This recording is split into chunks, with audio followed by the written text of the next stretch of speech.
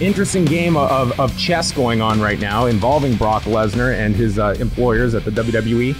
Did you have a chance to speak to Mr. Lesnar, who looked to be turning back time with a Boyd Pierce-inspired suit on Saturday night?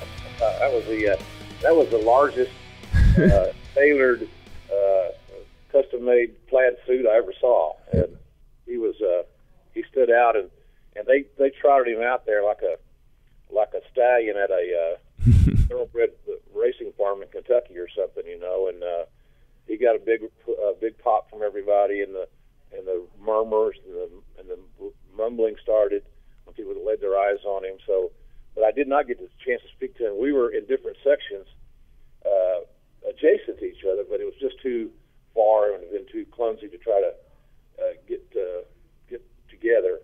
And he did not come to. I went to the UFC's official after party, as I mentioned. He did not come to that, which did not surprise me. No, that's not his bailiwick, his cup of tea. So I didn't speak to him. He looked great. It is an interesting form of negotiation to be, that out front with your former guy who's still the girl you took to the prom and who you still have feelings for. Is kind of what it reminded me of, and so it's just going to be interesting to see after WrestleMania where who Lesnar walks down the aisle with. And I think that the one thing about that is I've mentioned in my podcast, on Podcast 1, the Ross Report, that I believe that Lesnar, after thinking about it, I've always thought there was a really strong chance he's going to go back to UFC and do unfinished business because that's the kind of guy that he is. But I think that I'm of the mindset now, John, that I believe that Lesnar will be better off signing back with WWE. Mm-hmm. I think he'd be better off health-wise. I think he'd be just probably in the hunt, without question, money-wise. And the fact that he gets to keep his own sponsors like a NASCAR driver. And he's got all these, like Jimmy John's Sandwich Place on Yep. his sites and others. They're going to get a lot more value for their sponsorship if he's on regular TV, like basic cable. So that would mean he need to wrestle on Raw occasionally. He might have to do a few more dates, but I think he could make up for those dates by getting more sponsorship money. That's my take on it. The sponsor wants eyeballs. The sponsor wants exposure. You're going to get a lot more exposure on basic cable television than you are on pay-per-view, anybody's pay-per-view, including WWE. So I think if he thinks about it long and hard, I also think it'd be safer. You're not working a 300-day-a-year schedule. You're only working a handful of dates. I think it's safer for him, and that would be my advice. But I haven't seen the numbers. Maybe one company's number is going to blow away the others. And the other thing that we haven't discussed is where does Viacom fit in all this? Because I'm Scott Coker, and I'm the Viacom executives, and I have a chance to sign Brock Lesnar. I'm damn sure going to try to get it done. Well, and on top of that, Jim, you brought out the sponsorship deal, and come July, the Reebok deal comes into effect, where theoretically any of Brock's outside sponsors would be iced out of the equation unless you are going to create a double standard for one fighter to allow those sponsors to be showed inside of the cage during fight week. That makes Viacom a really attractive option for somebody that does come in and commands giant sponsorship dollars, and there are no restrictions in Viacom. Yeah, that's a good point. And and I think if you're a smart businessman, and certainly the guys, Dana White and the Fertittas are very, very smart businessmen, very strategic, you can't really create the double standard because it's like dominoes falling. And you do that for Brock. Do you do it for GSP? Do you do it for Johnny Hendricks? Do you do it for whomever? Just name one. Name one top guy. Then all of a sudden your template has been encroached. So I don't know that you want to do that. So you have to figure out how to compensate for the money and the relationships that Brock has built with these sponsors. So I'm just saying that you'd have to. I would think that Bellator and Viacom would pretty well do what they had to do to get Lesnar signed in regards to these sponsors. And certainly WWE has already proven that they don't have any issues with the sponsors on his tights. My only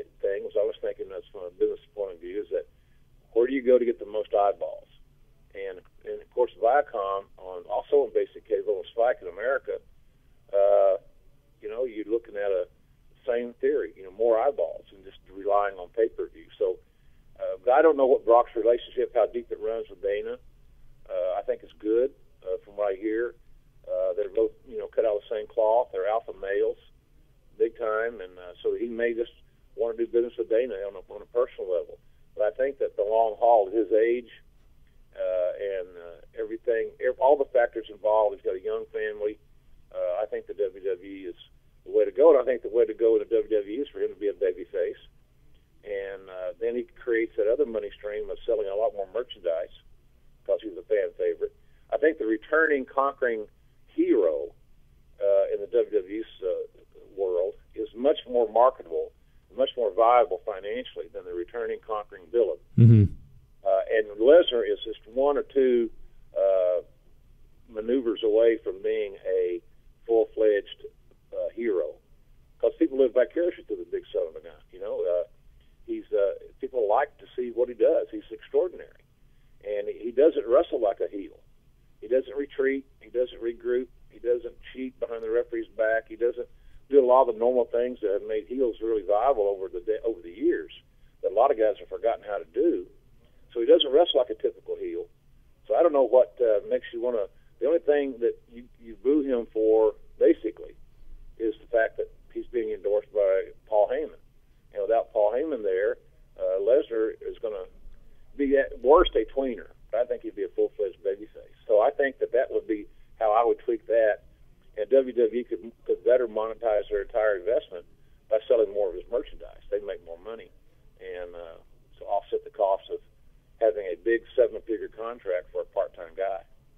So as you kind of look at this entire situation, Jim, is it almost stunning that it has gotten to this point where we're a couple weeks out from WrestleMania? We don't know if our champion is going to be with us 2 days after WrestleMania, and how that handicaps you in terms of, if you want to set up Brock for this, what I believe is a giant babyface run that he has at a time to be determined later this year, and you don't know if he's going to be here or gone. It seems that it's amazing that here we are, and we don't know what the status of this guy is going to be with the company right after WrestleMania. Yeah, it's a little surprising that it's lingered, and I don't know if that's anybody's quote-unquote fault. I've been in those negotiations many, many times over my 21-year career there, and sometimes things get out of your control as far as either communication. The more people that are involved in the negotiations, normally the more sluggish it is.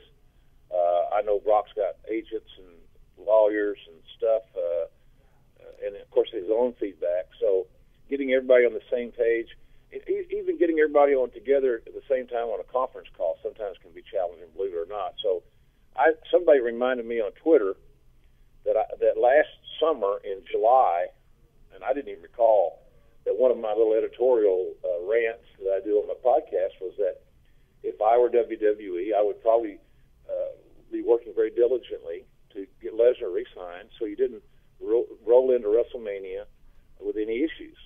And whether they tried and they couldn't get it done, I don't know. I'm not faulting WWE for this because it takes two to tango in these negotiations. But my theory was always to get ahead of the curve and start the dialogue in a serious way. On somebody you really wanted to keep, and he's definitely a keeper.